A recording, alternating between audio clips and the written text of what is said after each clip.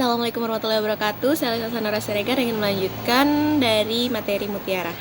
Jadi Lisa akan menjelaskan tentang kontroversi kurikulum. Saat ini kontroversi kurikulum anak usia dini sudah melibatkan pendidikan yang seharusnya tidak terjadi di Amerika Serikat.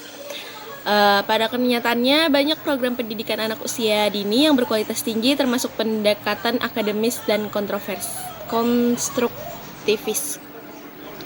Lalu yang kedua, maksudnya lanjutan dari yang tadi, setelah kontroversi akademik ada universal preschool education.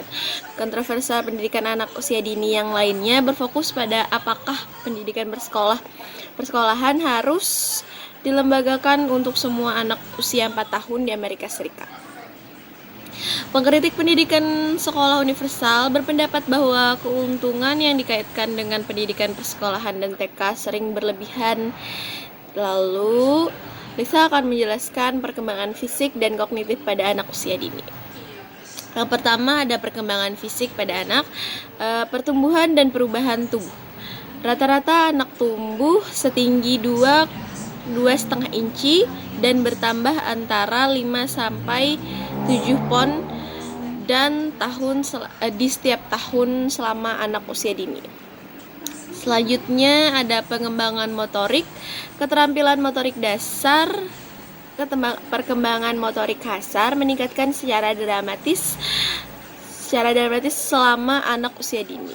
Setelah itu ada tidur. Para ahli menyarankan anak kecil agar tidur 11 hingga 13 jam setiap hari. Lalu ada nutrisi dan olahraga. Terlalu banyak anak kecil di Amerika Serikat yang dibesarkan dengan diet karena terlalu tinggi lemak. Setelah itu penyakit dan kematian. Dalam beberapa dekade terakhir, vaksin sebenarnya telah memberantas banyak penyakit yang dulu mengakibatkan kematian banyak pada anak kecil. Yang kedua ada kognitif pada anak. Pro-operational Piaget, Panggu. Menurut Piaget, pada tahap pro-operasional anak belum bisa tampil operasi, yang merupakan tindakan mental reversible, tetapi mereka mulai mewakili dunia dengan simbol untuk membentuk konsep yang stabil dan untuk alasan. Lalu ada teori Vygotsky. Teori Vygotsky mewakili pendekatan konstruktivis sosial untuk pembangunan. Menurut Vygotsky, anak-anak membangun pengetahuan melalui interaksi sosial. Dan mereka menggunakan bahasa tidak hanya untuk berkomunikasi dengan orang lain, tetapi juga untuk merencanakan, membimbing, dan memantau perilaku mereka sendiri, dan untuk membantu mereka memecahkan masalah.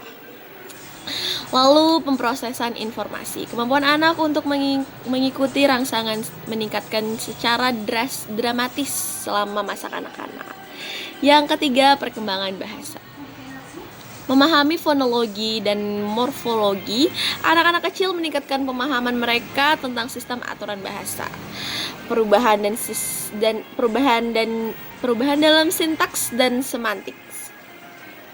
Anak-anak prasekolah belajar dan menerapkan aturan sintaksis dan bagaimana kata-kata seharusnya dipesan. Lalu literasi. Orang tua dan guru anak kecil perlu memberikan lingkungan yang mendukung anak-anak bagi mereka untuk mengembangkan keterampilan mengeja huruf. Dan yang terakhir, yang keempat, pendidikan anak usia dini. Variasi pada pendidikan anak usia dini. Taman kanak-kanak yang berpusat pada anak-anak mendekatkan pendidikan seluruh anak dengan perhatian khusus pada variasi individu, proses pembelajaran, dan pentingnya stage of play dalam pengembangan. Pendidikan anak untuk anak muda. Anak-anak yang pendidikan untuk anak muda, anak-anak yang berada tertindas.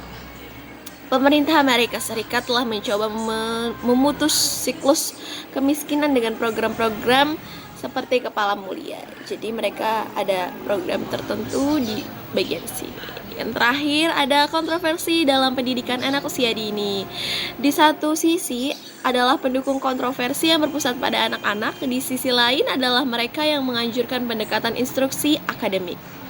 Kontroversi lain berfokus pada pendidikan Apakah pendidikan prasekolah penting, terutama dalam anak-anak yang tidak dirugikan? Terima kasih, itu saja dari saya. Selamat